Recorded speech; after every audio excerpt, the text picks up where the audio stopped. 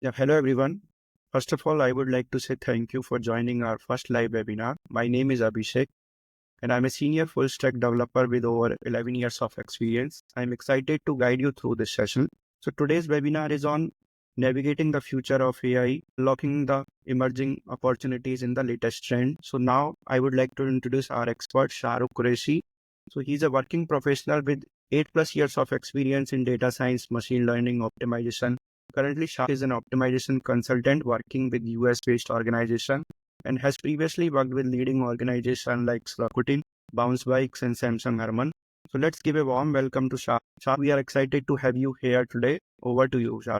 Thank you, Abhishek. Thank you for having me. Let me share my screen. I have prepared a few slides to walk you guys through, talk about myself and a little bit about data science, machine learning, what are the trends in the industry. I hope this may help you guys. I'm sharing my screen. Thank you, folks who have joined. Like Abhishek mentioned, the topic for today's presentation is to navigate the future of AI, understand the opportunities in the latest trend, which can kind of help you shape your career in the future. So in this presentation, I'm going to talk a bit about myself, some of the fundamentals of data science, where data science lies in the industry, what are the potential use cases, probably we may touch base upon it, how it has been evolved over the time, and what are the practices being done in the industry. So about me, I am data science and optimization practitioner. I have recently completed my master's in computational and data science from Indiana University, Bloomington, here in the States. When you look at my career trajectory, it has been roller coaster ride starting from 2014 as a software engineer, project lead, leading data science projects. Um, Back in 2018, then I moved as a data scientist with Harman, solving some of the complex real-world problem related to e-commerce. Back in 2020, I joined Bounce, again, a different industry where I was developing optimization algorithm focused on linear, integer, linear programming. Some of them were non-linear and using machine learning and combination of optimization to deliver a real-time solution. Back in 2021, I took a transition and moved to a fully focused e-commerce industry, which is Rakuten, where I worked on e-commerce problem related to discount optimization, forecasting, and stuff like that. While doing my master's here at IU, I also worked as a research assistant with the professor, where I developed machine learning algorithm from the very first principle, writing the equations, putting the constraints, deriving the objective function, the constraints, and the loss function using the different methods. Recently, I started working as operation research consultant at Akiva, where I'm building again linear, non-linear optimization algorithm involving thousands of variables for the large billion-dollar industry. So this is a bit about myself. To set the stage, I like to talk about data science as a whole. You know, everyone wants to be a data scientist, machine learning engineer, software engineer, but as a data science, where does it fit in the whole ecosystem, you know? The term I'm going to use, CS job of 21st century, which was coined by Harvard Business Review back in 2012. Though it has been 10 years, the term has not changed. Data scientist role is one of the highest paying in the industry, as well as is one of the coolest job in the industry one can do. Why? Let us look at from this Venn diagram and try to understand. You know, we have three aspects. One is computer science, mathematics and statistics, as well as business domain expertise. Data science is sort of an intersection between these three curveball. Why? Anyone can code nowadays. I think ChatGPT is one of the good coder, and Google has fired its complete Python team. Still, we have software engineers, but they are niche into their field. They are kind of focused into what they are doing.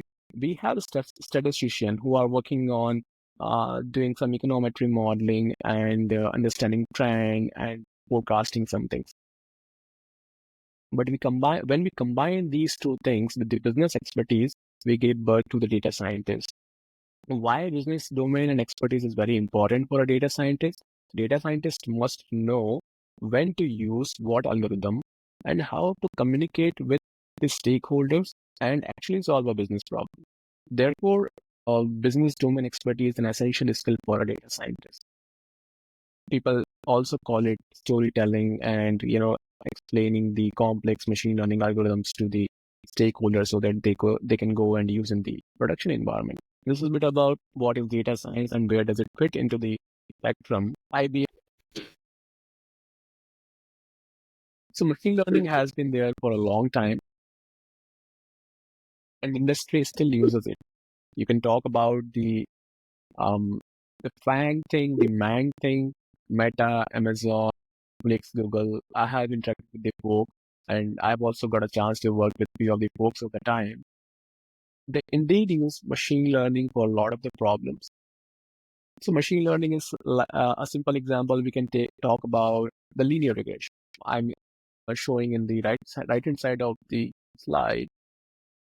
What you are trying to do with linear regression is just trying to put a line that is linear in this nature and coming up with a line which fit data optimally. So why learning machine learning is so important, and despite we having a lot of complex neural network architectures, having large language models, is because any problem you start small and try to go with the simpler approach first. Therefore, learning machine learning is very essential. Yes, While we are performing machine learning, deep learning tasks, we need to understand the very fundamental part of it.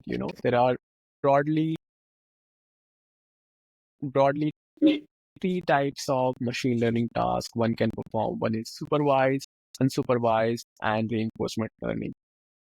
We took an example of predicting the propensity of a user while browsing the website, or predicting the price of a house for the next month. Whenever you have the information or the variable available, you have a supervised task. As simple as that. But whenever you don't have that information available, you are performing unsupervised tasks. So that's all I had, Abhishek, for today. I'm happy to take any questions if you may have. so let's start with the Q&A. So first is Shah, like you have worked with Rakuten, Bounce, and now you are an optimization consultant with US-based organization. So can you share how your career is evolved? What were the key decisions that shaped your path? Thank you for the question, Abhishek. I've been thinking about uh, my career while preparing for this call. I believe there are few pillars or the decisions I took over the time which helped me um, land into states and do some of the challenging work here. First and foremost is the continuous learning. We are in a tech world where things are changing drastically. Today we see some model, tomorrow someone comes up with another model which is performing better than the current model we had. Therefore, continuous learning is really important if you really want to excel in the field and perform better and kind of get a challenging work. Second and the third most important, I believe, is to challenge yourself. You have to continuously challenge yourself. Look for the work which kind of pushes you and makes you do something more than which you have been doing. There is a saying that go out of your comfort zone. Actually, it works. Finally, I would say focus on the fundamentals. If you are kind of looking to really make an impact into a field, then fundamentals are really important. When you go for an interview, your company is not going to ask you, oh, you have done LLM, tell me how to do this. They're going to ask you fundamentals. I remember being asked that what is the standard deviation in interviews by big organization. So fundamentals are really important for you to excel. To summarize, focus on continuous learning, challenging tasks across organization, embrace challenge, and focus on fundamental development. Yeah, this answers, like I also agree to your point that continuously challenging yourself, going out of comfort, this all helps. And you need to be consistent and continuously learning to shape up your career. Yeah, so moving on to the question. So you have successfully transitioned into getting job outside. So what were your strategy preparation? Would you recommend to get job abroad and specifically in field of AI and data science? Yeah. So I'll be honest with you, Abhishek, there are a lot of opportunities in the States for data scientists. The industry is booming and there are going to be a lot of job in data science. If you really want to come to States, there are a couple of ways which I know. First one you can work for the organization who have global presence and probably get a chance to work with the team who are in the States while you're in Bangalore or Hyderabad.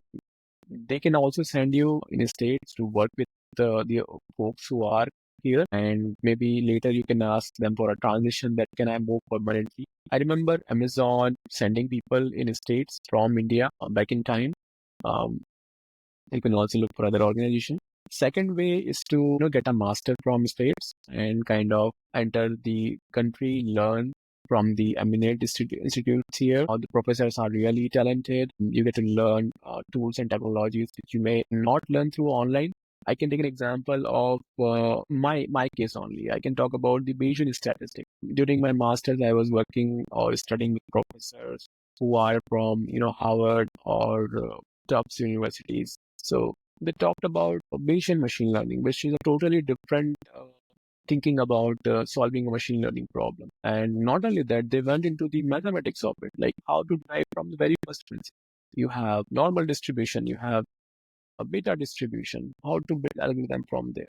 So if you are curious, there is a lot of opportunity in terms of pushing your higher education, and of course there's a lot of job if you are going to work. These two areas I know which works, and people are actually taking these steps to make their career better. Yeah, Shahrukh. So with this, like we have one more question. So we have seen like students going just after BTech and doing their MS. Or some cases we have seen like they are getting some 4 year, 5 year experiences working in Bangalore or in India, and then they are going abroad doing masters. So like, is there any difference, and what do you see? Like, what should we prefer? Yeah.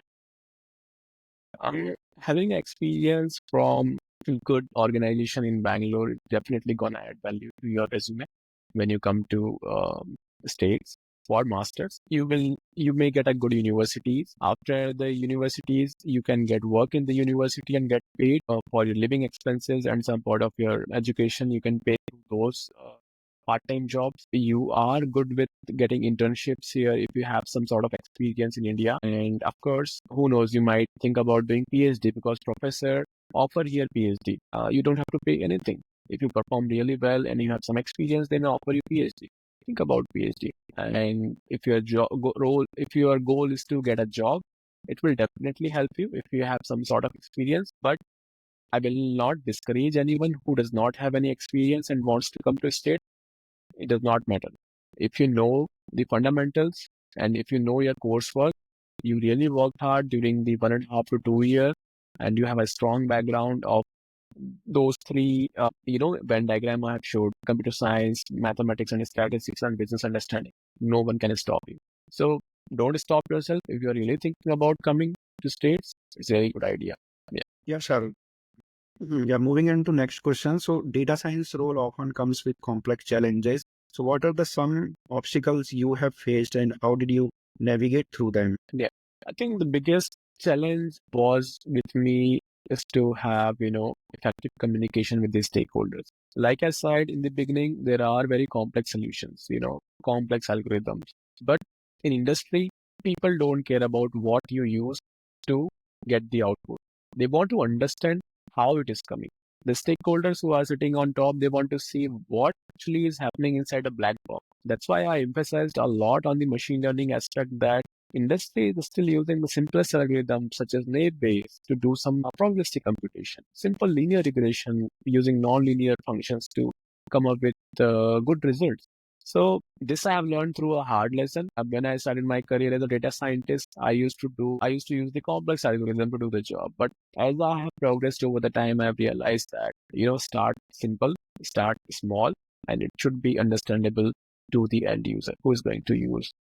Yeah. So has been one of my, important learning over the time. Yeah, well. Yeah, so next question, like finally for those starting their career or transitioning into data science role.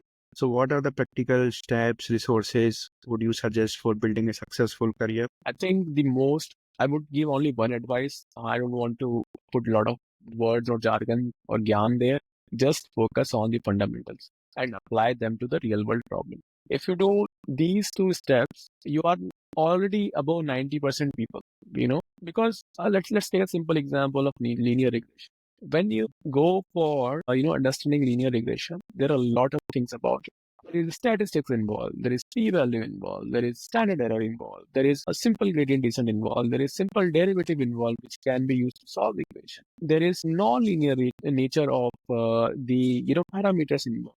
So you can use basis function. There's a lot of things. So if you think about just one algorithm, there is a lot of things. I have seen as of today, people say they know LLM, but when you ask them what is embedding, they don't know, because it's like everyone is running behind the big jargons. Let me learn LLM, let me learn LangChain, let me learn etc etc. But nobody is focusing on the fundamentals of it.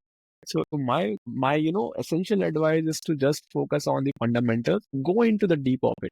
Whatever you're learning, have only few things in your hands and go into the depth of and apply on a real world project. That's really going to help you, excel and perform better compared to other candidates in an interview setting. Yeah, so Yeah, it is crisp DM framework. yeah, one second. Let me see. Yeah, so we have one question from viewer. So I'm having the skills ML and TL, but I'm facing problem to get job. Maximum companies looking for a experienced candidate. Okay, so I would recommend take few simple steps. Get an internship. Internship will give you a real world experience in whatever organization you want to work with. If you're not getting a paid internship, I would recommend go for an unpaid internship and work really hard. Okay, you are saying internship is completed. Okay, all right. So get one more internship. Probably it is not sufficient for your experience. It is like a 1 month internship or 2 month internship. Okay, you don't have to answer that question. Let me give you a simple solution for that. I hope it works. Try to have at least 1 year of internship. Get into some of the organization, okay, and ask people to refer you in for the interviews. Build some of the projects around it along with the internship. So let me summarize that. You have a 6 month of internship, which is really good. Now you need to focus on building some of the project. Maybe build a portfolio website where you can showcase your project, and actually it makes an impact. It should not be like churn prediction, which is like a very common project. Try to have little complexity into the project and have the diversity of the project, at least 4 or 5 projects, and showcase in your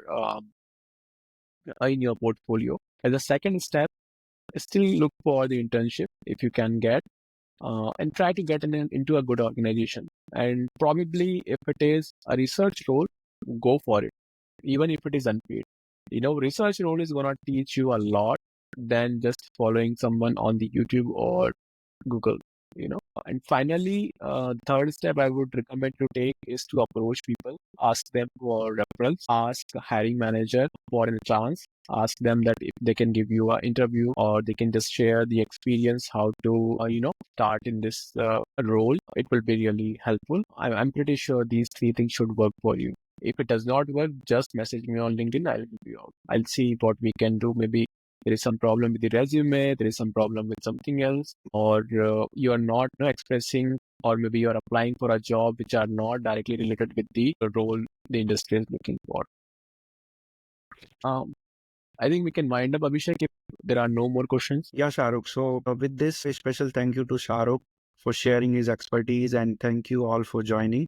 So stay connected with Shahrukh and me on LinkedIn, and please follow our LinkedIn page for more upcoming webinars and resources. That's all. Thanks, everyone. Okay, thank you, everyone.